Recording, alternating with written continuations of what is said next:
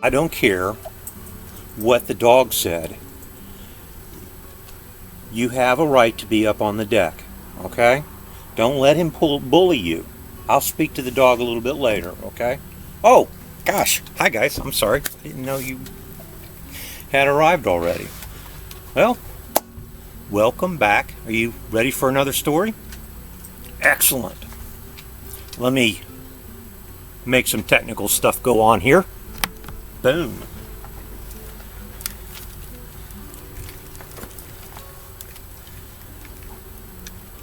There we go. I hope that sounds a little bit better. You have to excuse me, I was talking to a friend of mine, trying to settle the dispute over who has the rights to be on the deck. And I was informing both parties that they both have the right to be on the deck. One can't bully the other one. And that's kind of what a problem I've got. One side telling the other side what to do. I'm sure you're familiar with that situation before. Anyway, I'm Mr. Scott, and I've been doing some reading and sharing some stories with everybody, and if you'd like, I can share some with you. All right? Here we go. Now, this is Grandfather's Tales. It's a book of old stories and tall tales, and that come from Virginia and North Carolina, and are been passed down from one person to another for quite some time. And one person was able to, at some point, put a lot of these stories into a book. And there's a couple of these books out there. And if you get the opportunity, I'd check them out. Okay?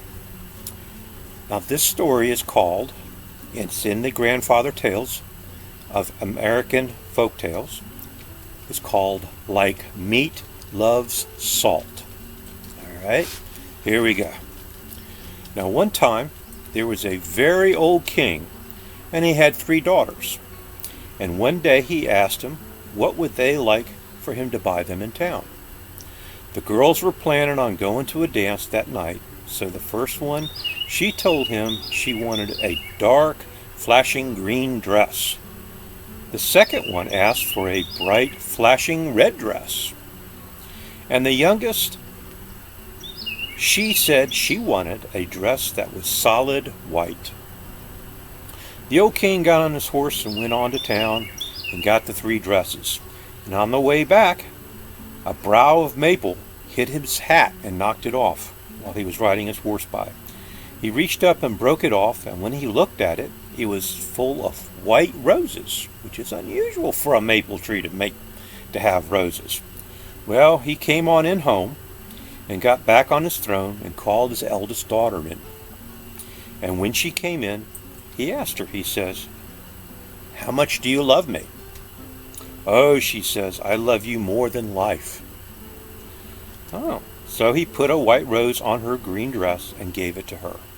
And she took it and went to get ready to go to the dance.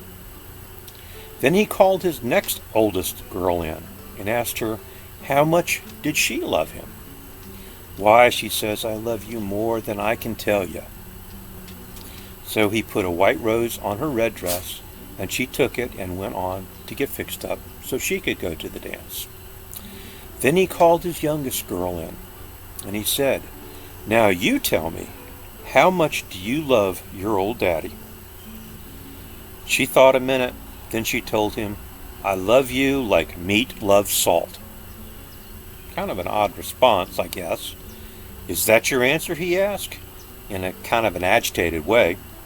"Yes," she says, "I love you as much as my duty will let me, and that's the dying truth." That made him even madder, so he hid her dress, and then he locked her up in a high tower out on the prairies, and he never let her see anybody except for one old woman who cooked for her and brought water to her. Now, she was sitting in the window one day, combing her hair and looking out and crying. And the Duke of England just happened to be riding by, and he looked up there and saw her. Now, there was a grapevine that ran up the tower right to the window. So the Duke of England, he climbed up that vine and carried that girl down, took her across the ocean and married her. Well, the two other girls also had gotten married and gone off with their husbands, and the old king got lonesome. So one day he went to live with his oldest daughter. She greeted him well, but he hadn't been there for more than a few days when she told him, "You'll have to do without your servants. There's not enough room here for all of them," and she sent most of them off. All but two.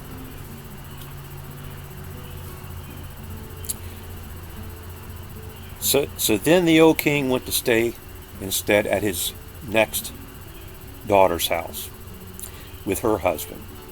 Now she fired the last of his two servants while he wasn't looking and threw them out, and then she put the old king in the stable to sleep. Now what a fine thing to do to your daddy. Mm-mm-mm-mm-mm. Then he knew that his two oldest daughters didn't really love him, so he went off by himself. Then the two girls' husbands, a little bit later, they started raising a war on the Duke of England. And finally the Duke brought his army across the ocean, and they all started to fight. The youngest girl, she'd come with the Duke, and they went out walking the country one day, and then they found the old king. He was just wandering around crazy-like. He had done twisted himself a crown out of honeysuckle vines, and he didn't know his youngest girl when he came upon her. She and the Duke took him back with them, and they went back on across the country, and directly they came across the two oldest girls, caught up in a thorn bush, and they was just a screaming and raising Cain as all get out. The youngest girl asked him, she says, "What are you doing in that thorn bush?" The two girls explained, "Our husbands put us in here." Well, the sister was aghast and didn't know what to do. But the old king says, "It's good enough for you." Well, they left after they got the girls out, and the Duke ended up winning the war after all. And then he took the old king with him and his wife, and they went across the water. And one day the girl told the cook not to put any salt in the king's meat when they sat down for dinner that evening. So when the king started eating his dinner, he said, "You know, the meat just don't taste right. It seems to be missing something." Well, his daughter just stood up, brought him a dish of salt, didn't say a word, and just stood there. And then the old king, he realized who she was. He knew her, and he got his mind back straight again. And then he sent a servant across the water to find that white dress that he had originally bought for her, and where he had hidden it. And when he gave it to his youngest daughter, it had a bow of white roses on it, and the roses were just as fresh as if they had been picked that very day. So, that's the story from one of the Grandfather Tales. I hope you liked it. It's interesting when you think about it, the characters in the story. We have the Duke of England, we have the old king, we have the daughters and the daughters' husbands. It's a little bit puzzling when we try to put all that into concept in today's modern times and what we deal with today. We don't have a king, we have a president. So it's a little difficult to understand. But sometimes we just put that aside and sit back and listen to the story, and that's what makes it good. Well, that's it for this particular story. I hope you enjoyed it. Come back to Mr. Scott's Stories and Tales, and I'll tell you some more.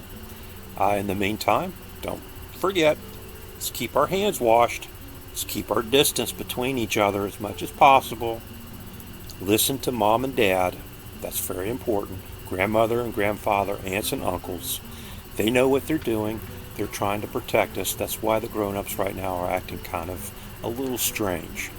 But it's all because we love you guys. So, until we hear another story, you guys be safe. Again, wash your hands. and know a lot of people loving you. Talk to y'all later. Bye, y'all.